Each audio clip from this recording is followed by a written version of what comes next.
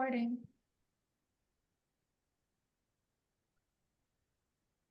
Hello, everyone, and welcome to Soul School Network.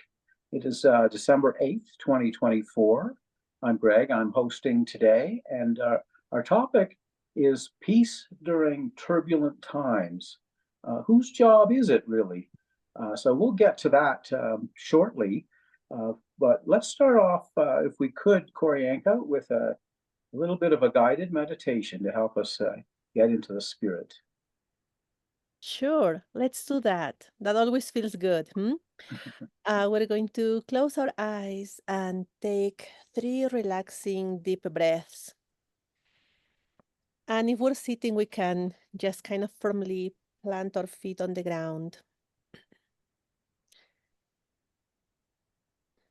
We'll first start scanning our bodies for any tension there might be, starting at the head. We'll just observe without making any meaning out of what we are observing. You can scan the crown of the head, the back of the head, your face and neck, your shoulders, one arm and then the other, all the way down to your hands.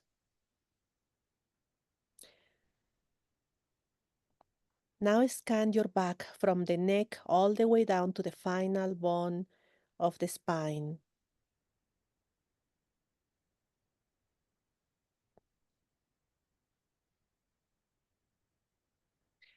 We'll focus our attention on the chest now and the abdomen.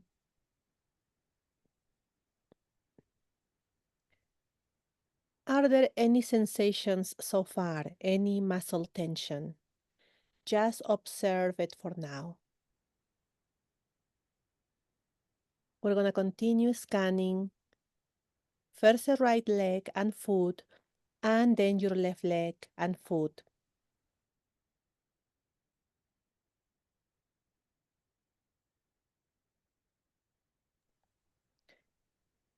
Wherever you found tension,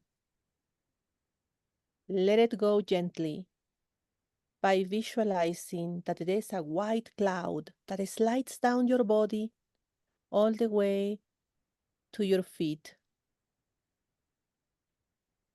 leaving your body through the soles of the feet. There might be many clouds of tension leaving your body, and that's great. We're letting them go. You can feel good about it. Once tension is out of your body, it will be gone and transformed into life-giving energy.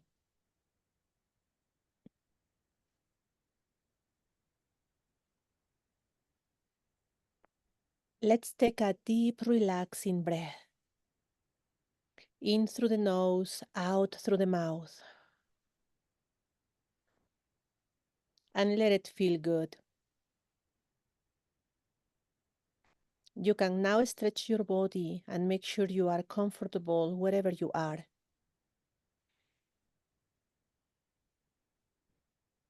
You are a beloved child of the earth, deeply connected to her. Notice how your feet are planted on the ground, either physically or energetically, at all times. Feeling the earth with the soles of your feet.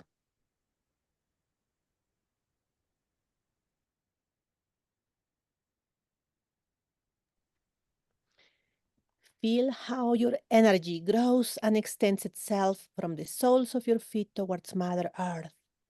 You are growing energetic roots that go into the moist, rich soil under your feet, uniting you with the Mother.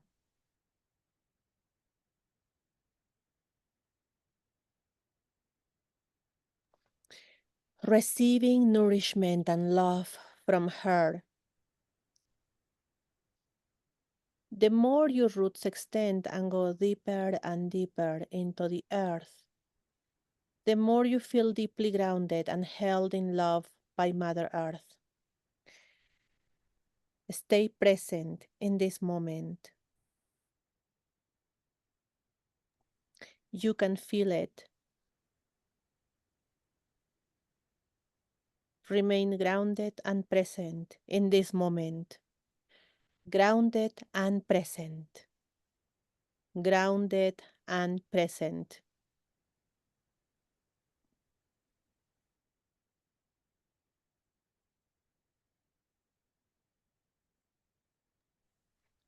You can gently go back to your breathing. In through the nose, out through the mouth.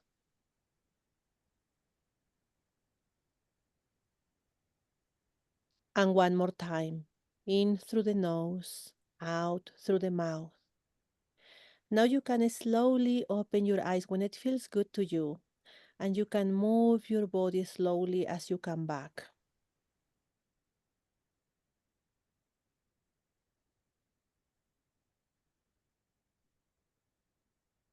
Thank you, Koryanka.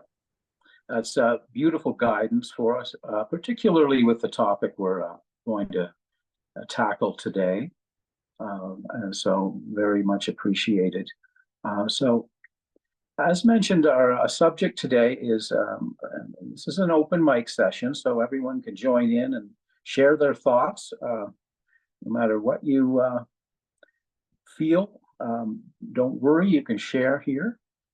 Peace during turbulent times, whose job is it? We talk about turbulent times, not just in the sense of the aggression that's happening between countries, the potential for larger scale military actions. It's turbulent in terms of the environment. We're not sure what the future might hold.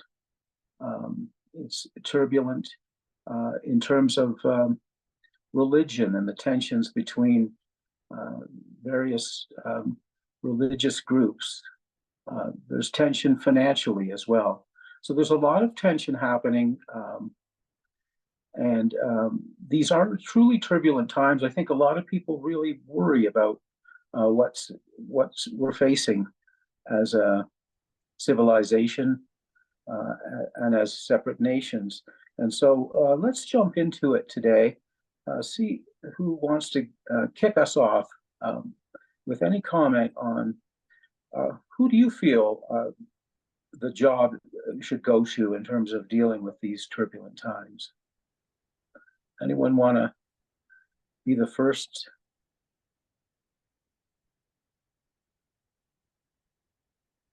Sure. There's so much to say on this topic, Greg. Thank you. It's actually Koryanka whose ideas came for this topic. So I don't know if you'd like to start, Koryanka. Sure. Yes, there are a couple of important things, but I think I will start with one of them because there are a little bit of a different angle to the story.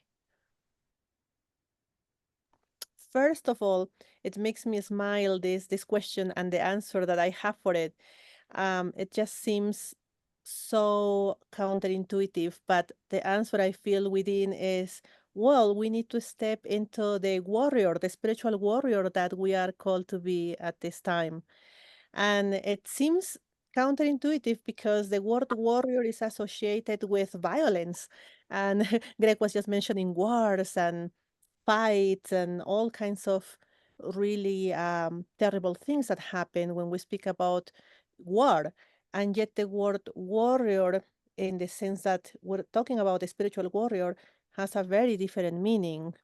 Um, just in case some people are thinking about Netflix movies and TV series where the spiritual warrior is depicted as some kind of a fighter that has weapons to kill evil people or beings with weapons, and there is this level of physical violence involved, and that's called their power, them being in their power in those movies and series. Actually, the spiritual warrior that I know of is nothing like that. The spiritual warrior is all about standing firm and strong for divine love and light.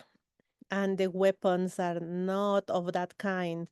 It's about being very grounded and rooted in the divine essence within, and the strength comes from that higher energy, from not heavy energy, not about fighting or winning an argument. It's about really stepping into the inner power and being in touch with the transformative nature of our being, and taking that power to support the return of light and love, first and foremost in our own lives, because we do have each one our own inner world and our own dynamics with people in our lives. So it's pretty much first starting there.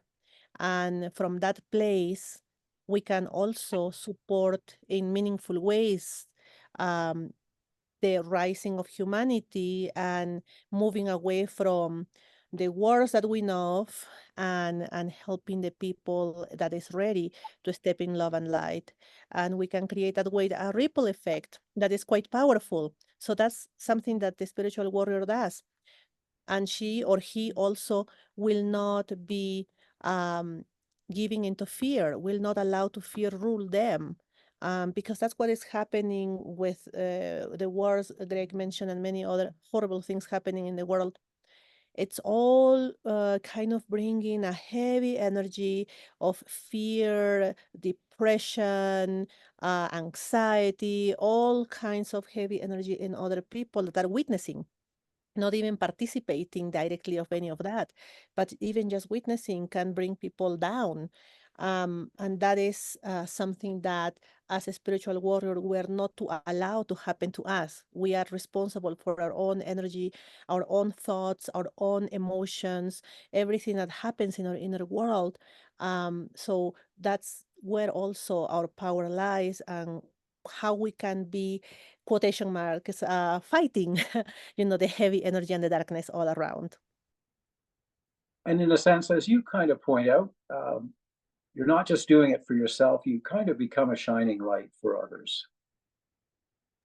Yes, and it happens in ways that we might not even completely comprehend, but it's not just a nice thought. Actually, it's something that happens at the energy level. It happens at the spiritual level. It's happening because ultimately we are all one with the divine, great creator, creatrix. We are one with every person. And so if people are fighting a war somewhere on the other end of the globe, we are still with our intentionality, with our good thoughts and love that we send places, and our desire for everything to go well, and holding that strong vision of everything unfolding for the highest good of all, then we are contributing that kind of an energy, right? It's a powerful energy we're sending all over the world.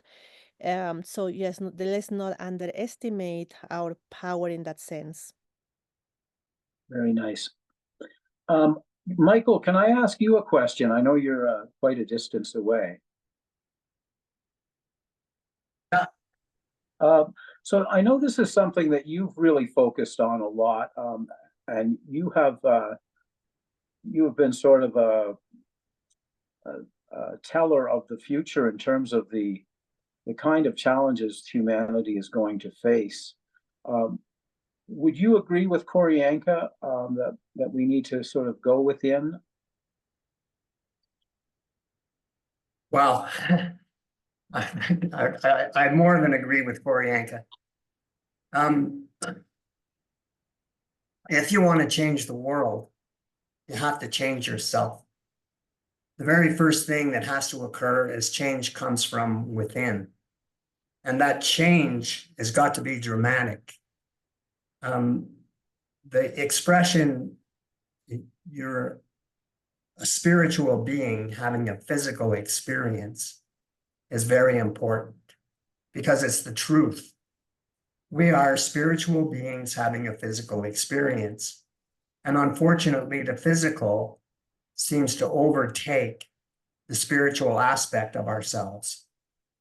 And we have to bring self-discipline to an internal world where peace doesn't reign, where unfortunately what we have inside are tensions and wars, and they're exemplified in the world. What we see in the world is an example of what's going on inside. And unfortunately, there's so much more tension and so much more division that occurs within a person. I recently joined a self-realization fellowship that was founded by Paramhansa Yogananda in 1925 in Los Angeles. And his guru taught the discipline of Kriya Yoga. And Kriya Yoga actually comes from the sutras of Patanjali, which is said to be very, very ancient teachings in relation to the issue of self-realization. And what is self-realization? Self with a capital S, as opposed to a small s. So self-realization is coming to the definition of yoga, and yoga means union with the soul. Unfortunately, we go through life with no connection to what we truly are, the essence of our being, which is our soul. And when we make a decision to practice yoga, which is union with the soul, then we change. The internal dialogue becomes different. It's spurred on by love, compassion, and one of the most important words in your development, which is kindness. And kindness begins with self. Being kind to yourself and understanding who you truly are makes for the groundwork wherein you can self-realize. The change within will bring about the change without. And I think it's Martha Creek that said, if you don't go within, you'll go without. And that's a truism. This is the difficulty that we face as human beings, is that we assign blame, we assign judgment, and we assign criticism to others, when in fact, we're living in a world of vibration, energy. And within that world of vibration and energy, what we emit to the world is our own vibration, which comes from an internal place. What we think is what we are. And if we're thinking about the material world and whether or not we're doing well in the material world, whether that means financially, whether that means with friends, whether that means relationships, whatever it might mean, it's not the meaning of life. Our existence is to assist people to come to the light. That's what our existence is about. The only way that we can achieve this is through an internal cleansing, through an understanding of self, through an understanding of the internal world of our own, wherein our thoughts produce the vibration, the emotional action and reaction to life. And so it's an inside job. And when we embark upon that inside job, then we connect to the, as Koryanka put it, to the oneness of existence. We're all one, we're not separate. And so as we contribute to that oneness with our own vibration, we bring about a vaster expansion of the light. And this is what the existence is all about. The existence is going to the light. I visualize that we all came from the eternal sun, the spiritual eternal sun, as a spark that was blasted out into the cosmos and has all sorts of experiences throughout the cosmos. And we end up in this place called Earth, which is a schoolhouse. And that schoolhouse is a place for us to grow or diminish. It's a choice. That's why we live in a free will zone. But when we make the choice to make inner changes, to change up how we think about things, to change up how we react to things. It's a beautiful expression once said was if you take the word react and take the C in react and put it at the front, you get create. So rather than going through a life of reaction, coming to the realization that we're here as co-creators, that one with the divine, we are co-creators. So how I create has everything to do with the way I think and feel. And if I begin to think and feel in judgment and criticism and condemnation, then the vibration that emanates from me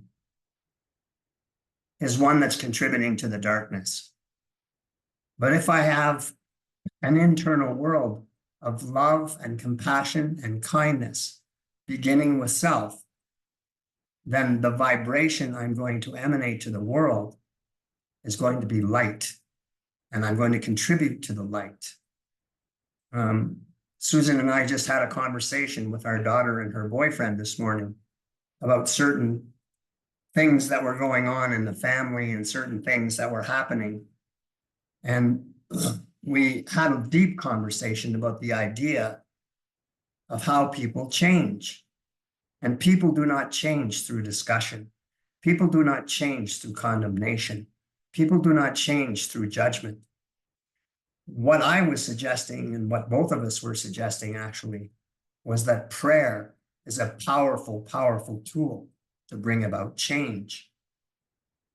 Each one of us here has our guides. We all have guardian angels and guides. And when we make relationship with those guardian angels and guides, then we raise our vibration, we raise our self into the higher dimensional being that we truly are. And when we do that, we change the way we think and speak and act, because we suddenly become concerned about our own behavior and what our own behavior does to the rest of humanity. How I emit to the rest of humanity has everything to do with my internal world. And if I'm in kindness and compassion and love, then I'm emitting that all the time. Yogananda says, look at everyone as the divine. Look at everything as the divine. Look at the divine in everyone and everything. See God in everything. And that will change outlook. That will change your view. When someone offends us, or someone rubs us the wrong way, or someone is in opposition to what we think or say, it's easy to condemn. It's easy to judge. It's easy to react negatively.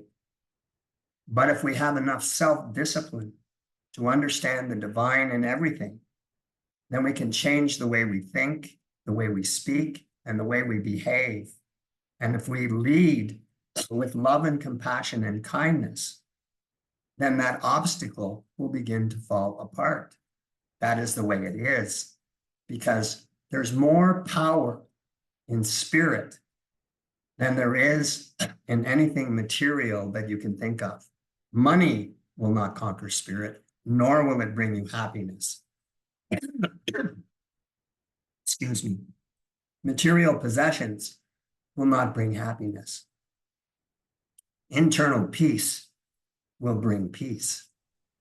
And this is why we have to move ourselves into a discipline of changing how we think and feel and act based on love, compassion, and kindness. You know that song by the Parachute Club? Rise up, rise up, rise into your power. And this is what the word that Koryanka used in what she was saying, power. We all possess an enormous amount of power, yet we ignore it. Yet we leave it laying dormant because we don't want to make the effort, or because we're allowing negative thinking to override who we truly are. We can all have lots of experiences that can bring us down. We can have all sorts of experiences that we deem to be negative. But if you really reflect on them, you'll see them as tests. They're spirit testing us to see how we are going to behave. And so I say, it's an inside job. Begin to work on self. And as we work on self, it's a daily undertaking. Waking up in the morning, thinking positive thoughts, thanking with gratitude the divine for your existence, recognizing that you are part of the cosmic puzzle. If we don't have your piece, then it's not going to fit together as quickly as it should. It will fit together eventually. There's no doubt in my mind that each and every one of us will attain what it is that we're meant to attain, which is return to the light, which is return of that spark to the eternal, infinite spiritual sun, where oneness will be experienced, where God consciousness will be attained. Everyone has this as their inheritance. How long it takes is up to you. And if you change reaction into creation, then things will change. I can tell you for sure, there was a time in my life when I was driving and someone cut me off, I was prepared to chase them down and engage in physical altercation. That was me. I was there. I came to the realization that this was stupid. I also came to the realization that it had nothing to do with that other person. It had everything to do with the anger in me. It had everything to do with me, not them. And that what was happening was it was a test, and I was failing the test. And as I deepened my spiritual searching and my spiritual seeking, I came to that realization that the change came from within. I came to the realization that I had to change up who I was, not who they were. And now I can joyfully say, when I drive, if someone cuts me off, I have no reaction. My creation is, oh, they're having a bad day. They're having a problem with anger, not me. And why they acted the way they did, I have to be compassionate about. I have to be loving. I have to make myself into someone who understands the divine exists in everyone. And this changes your life. And if it changes your life, it changes humanity. And if it changes humanity, then the changes are coming about that we want to see. Peace is only brought about by virtue of your own work. And as you work on a daily basis, going through your day, observing where you get frustrated or where you're feeling anxious, take a moment, stop what you're doing. Take 5 minutes, reflect on who you truly are, which is a soul, and speak to your soul. Ask your soul to assist you to move out of emotions that are negative and move them into the positive aspect of your existence of who you are, one with the divine. I can go on, but that's enough. Well, two things, Michael. One, that was hugely inspiring, I think. People will find that, the fact that you have control of what your day is going to be like emotionally and all of that is, really powerful. Thank you. And also, it's nice to hear you have your voice back. We missed you. Yeah. It'll get better even. Susan? If I could just ask you one last question. We have a lot of people who watch this program on YouTube later. Is there one thing you could recommend? Maybe it's a reading or maybe it's an activity, but just something that could get them started if they feel like they are a real novice in terms of this. What would be a good way to start that's not too overwhelming? Well, there's the book by Michael Singer, Michael Singer, is on the New York Times bestseller list. It's called The Surrender Experiment. It's a beautiful, beautiful tome with the themes that I've just been speaking about. And of course, heavy emphasis on the word surrender, because that's essentially what we need to do is we need to surrender a vision of who we think we are. We're not our personality. We're not our egos.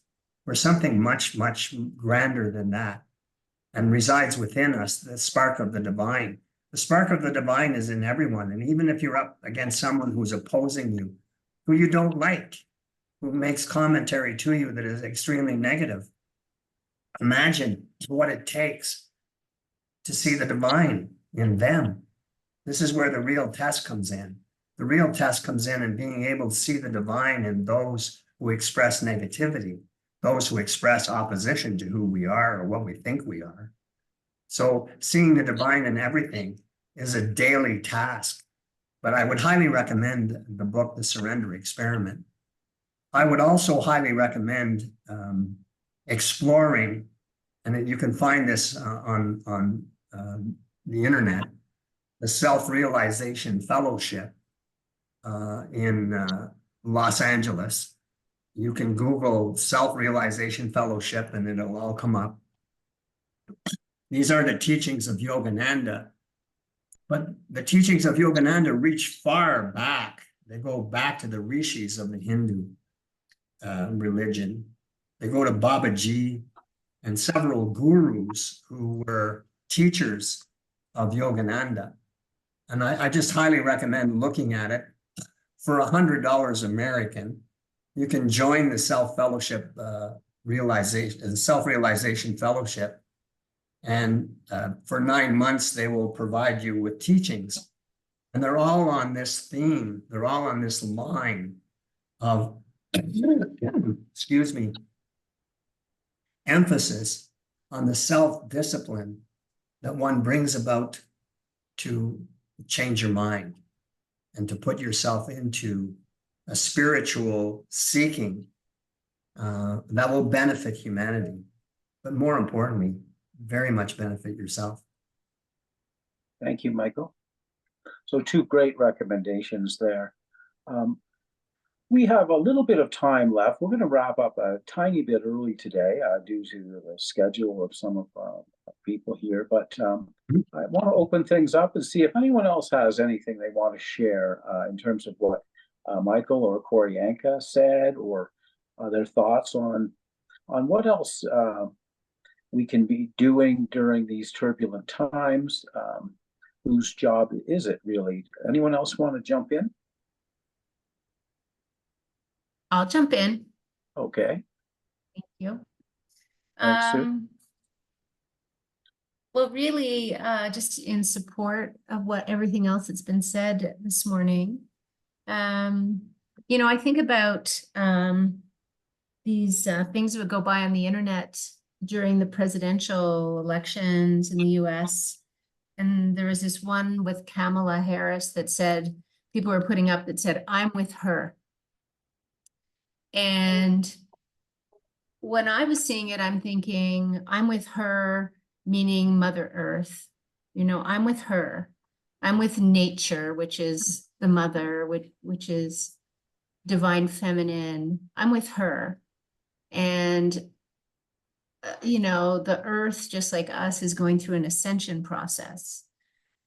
And so we can support the prevention, the ascension process, or we can, you know, not align ourselves with it.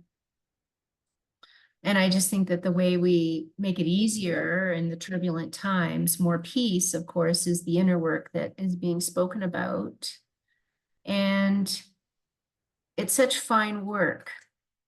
I'm thinking of the Gnostic teachings by Samael Awenweor, which, speaking of, you know, websites, glorian.org has these teachings. They're all audio teachings that are free. So glorian.org is a place to explore. And when we think about, you know, what keeps us from peace, We can't ignore the 7 egos and the 7 times 7, all the offshoots of the egos that are at work here, at play, disrupting our peace. And so the first war starts right here. Here's the first war, you know, the war that is, oh, how come he looked at me like that? How come she said that way? How come, you know, the weather doesn't cooperate when I wanted to have a picnic? Whatever it is, like the war all starts here. So of course, meaning that the peace starts here. So the peace starts within us and self-observation. So self-observation, meaning when certain behaviors come up, taking a higher perspective, you know, what ego is acting up? Is it anger? Is it pride, envy, whatever it is that's coming forward? And depending on the teachings you follow around ego, you know, there's teachings on the elimination of the ego. I like Byron Katie's teachings on understanding the ego, not trying to eliminate. It's more like also Michael Singer's teachings around surrender, is get to know these parts, be aware of them, and then you starve them by not giving into them, by not letting them have their way with you.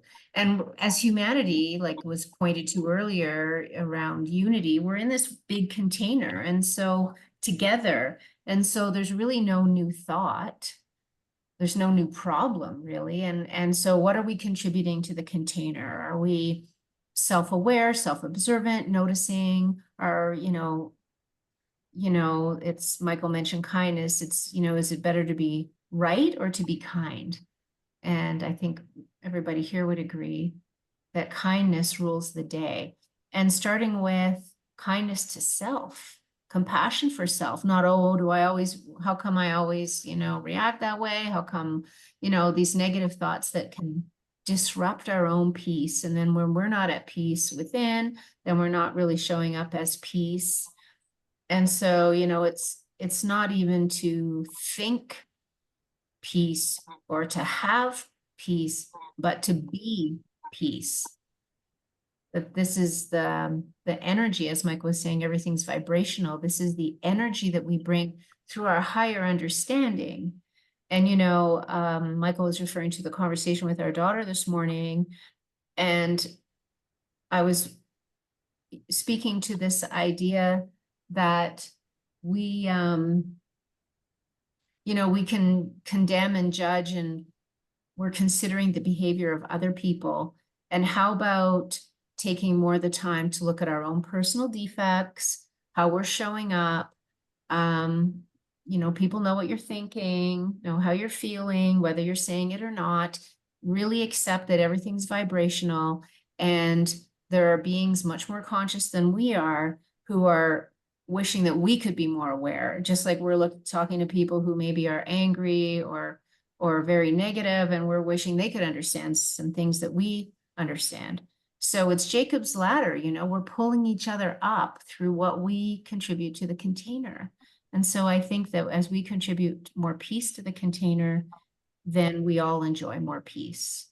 And we do that through being peace, through being these attributes of the soul. This is what we can offer to ourselves, to our families, to our relationships, to the whole, to all of humanity and the universe. Yeah. My 2 cents, Greg.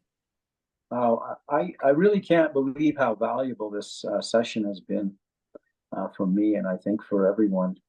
We just have a couple minutes left. Does anyone else have a comment that they want to share with us?